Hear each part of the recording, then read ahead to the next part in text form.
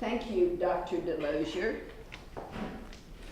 Ladies and gentlemen of the press, today I'm asking you, I'm pleading with you to send out an SOS to the leadership of our flagship research university in the state of Tennessee.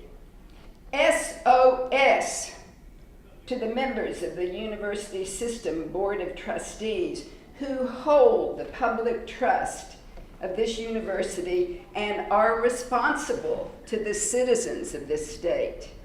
SOS to Governor Bill Haslam, who chairs that board and can call a meeting at any time and should never be told by a university president what will be on his agenda. SOS, SOS to all who love and support our flagship university, as we all do. I need to tell you, the flagship is sinking. If you've read about the broken fiscal budget, the increase in football coaches' salaries, there's other people that are going to speak on that, but the flagship is sinking, and women and girls are being thrown overboard to disappear, to drown, to sink into the ocean and forgotten. Under a veil of secrecy, decisions are being made by senior administrators who are dismantling what was once the most revered and respected women's athletic program in our nation. A program whose name, whose label, whose logo, whose tradition, and whose standards of excellence are recognized around the world.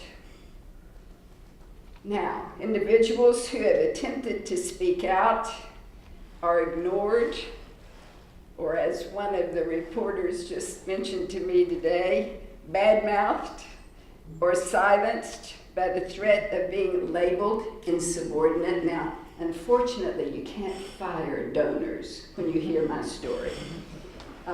Donors can help fire university officials. These individuals are often driven to resign out of frustration or out of pressures that threaten their professional reputation.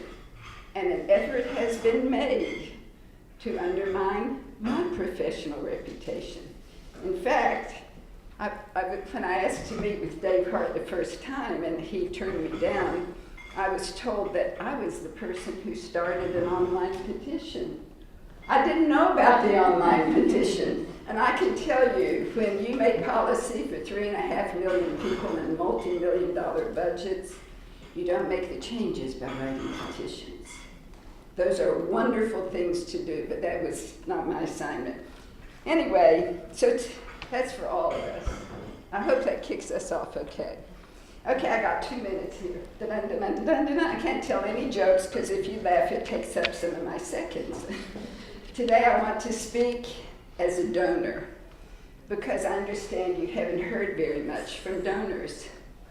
I want to be a voice for so many who are at a loss and stand in dismay and powerless as donors. As national studies describe the quality of women's athletic programs around the nation, and I have all this data here if any of the reporters want to see me afterwards. As national studies dropped the grade level of the UT women's program from an A+ to a D. That's a national study. Time is short, so I'm simply going to describe one set of experiences I had as a donor. In 2011, I too began to observe and hear of the proposed changes and watched 15 to 17 women be thrown into the ocean. I attempted to be a part of the solution. That has always been my strategy, to work within the system and to put pressure from without, but to work within the system. So senior administration level under Dave Hart became a ratio of 7 men to 1 woman. That's not like the equity we achieved through the years with wonderful administrators who originally said, Sharon, you don't think folks will ever pay to see girls play ball, do you? That was Earl Raymer, he chaired the athletic council. But anyway, they were men of integrity, and they were men at the time. And the task force was composed of men and women. So anyway, after I began to learn of these things, I decided, as a major donor, since Dave Hart said he was saving $1 million by getting rid of these women, I decided I would make a very significant donation because I so believed in the Lady Vols program and I wanted to support the budget. But he wouldn't meet with me. I was told to meet with staff. I know if I'd been a major football donor, he would have met with me. But I met with staff. I complied. I met with development officers. I tried to make a major contribution. But under the new reorganization, nobody knew quite what could go to general budget and what could go to scholarships and so forth. So finally, in April of 2012, I attempted to make an appointment with Dave Hart and was unable to. So I went up to his office and Rita, his assistant, made an appointment for me. She said he's had a cancellation on Thursday, he's got the whole day free, and she scheduled the meeting. The next day, she very apologetically had to call me back and cancel. When I insisted I wanted to meet with him and I wanted to support him, she called back and said, he wants me to meet with more of his staff. He didn't have time for a Lady Vols donor. I wish I could quote you what I know for a fact he said about me behind the scenes. It went something like, I think I've PO'd an old Lady Vols donor. But that's just gossip, so that's off the record. When I shared the information with some of my colleagues who included former trustees and current trustees and other leaders, they were stunned. And under some pressure, Mr. Hart suddenly called me on my private cell phone, unplanned, unannounced, taking me for granted, and said, "This is Dave Hart." To which I said nothing. So this is Dave Hart. And he said, "I want to know what your complaints are. I'm a very busy man." I told him I didn't have complaints. I had solutions. I had questions. I had concerns. And I wanted to know him. I wanted him to know me. I had written a 4-page email, which I'd sent in. I know he didn't see it. And I told him about it. So he said, "Well, read it to me." So I read him a 4-page email of all my suggestions and concerns. I also have that in my records, by the way. I'm sure he turned the phone away, but when I finished, he said, "Well, I still don't know what your complaints are." I said, "Can I explain the difference between a concern and a complaint? I don't have to define that for you guys." Anyway, in the end, he says, "Well, I'm a very busy man, but I'll give you half an hour. We'll call you." But his office never called back. After 2.5 months, which forced me to do a lot of research I wouldn't have done, I finally went to meet with Dr. DiPietro, who did not hesitate to meet with me. He met with me immediately. I told him, he said, "Why are you meeting with me?" And I said, "Because Mr. Hart's behavior toward donors is going to affect donations system-wide.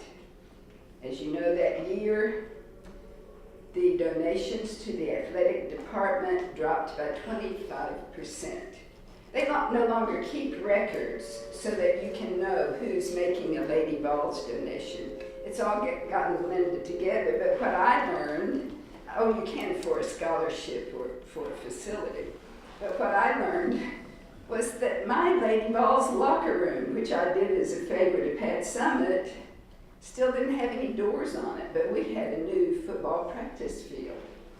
So as I discussed these issues with Dr. DiPietro, he said, "Well, You know, I've looked into that, and I've been told there were never plans in the pipeline to put doors on the Lady Vols locker room. Well, you know how you all keep asking, what would Pat Summitt say? Have you not heard that question? Yeah. Well, fortunately, in my cell phone, my little flip phone that I used at that time, I still had a recorded message from 2010 from Pat Summitt, because she called me and missed me. And it started out, Dr. Sharon, Lord, Coach Pat Summitt, we just heard what you did. Now we can put doors on the Lady Vols locker room. But what I did was I asked Dr. DiPietro to listen from Pat. And he just shook his head and didn't say anything more. As you might expect, not long after that, Dave Hart met with me, said he would meet with me for half an hour. I got a call just before the meeting saying the chancellor needed to meet with him, and he needed to take 15 minutes off of our half an hour appointment. Now, that was 4 years ago. I can only tell you that when I met with him, the first thing he said was, we've improved your seats at the Lady Vols basketball game. I mean, really? How old school could that be? Do you think that's why I was meeting with him? Do you think that's what donors are concerned about? Anyway, they no longer keep separate records. As you know, the Athletic Council, which I so proudly years ago convinced to begin to fund the women's athletic program, they meet in secret. We can't find out if they meet, who's on the council, and what they do. I endow a football scholarship at Virginia Tech, and I can go online and find out everything. I do not understand why a peer institution has such different policies. He was dismissive. He had no interest when I proposed meeting with a group of Lady Vols donors, and he said everybody was happy with what he was doing. The one thing I will say is that he told me there would be no change in the Lady Vols logo or the Lady Vols naming or the program. I'm going to close by just showing you a letter I received this year for my donation. I endow this year, a lovely woman named Jasmine on the volleyball program. I got my bill mid-November, just when he announced that he was changing everything. And this is my check. It is not yet written. I've been holding this check. And if you need a soundbite, I am urging other donors to become more outspoken. They keep calling me saying, thank you, Sharon, for speaking for all of us. They need to be more outspoken. They don't have to drop their support of the university, withhold their checks to the athletic department. Money speaks. And I asked the press to find out whether the $6 million that Cheek excused from the athletic budget, they were always supposed to contribute $6 million a year to academic scholarships outside of athletics. When the budget didn't balance, he absolved them from having to pay that $6 million for 3 years. The 3 years have passed. Is anybody looking into that budget as these salaries of football coaches go up to see if they're keeping their commitment to academics? So I'm urging all other donors to realize that we've had 80-some letters to the editors. We've had articles all over the U.S. We've had 10 editorial positions in the state. We've had the Tennessean, we've had Sports Illustrated. They need to speak out. They need to speak out, and they need to withhold their donations for now. I'm tearing up this check. I hope the change will come so that the bill I received in November 2014 can be paid. But I endowed a Lady Vols volleyball scholarship. I did not endow a Power T men's scholarship. And not only that, I happen to know the faculty is exceedingly upset that they are now being scholars under a football power team. Oh, and I have her notes. Go to it, press. SOS, SOS, SOS.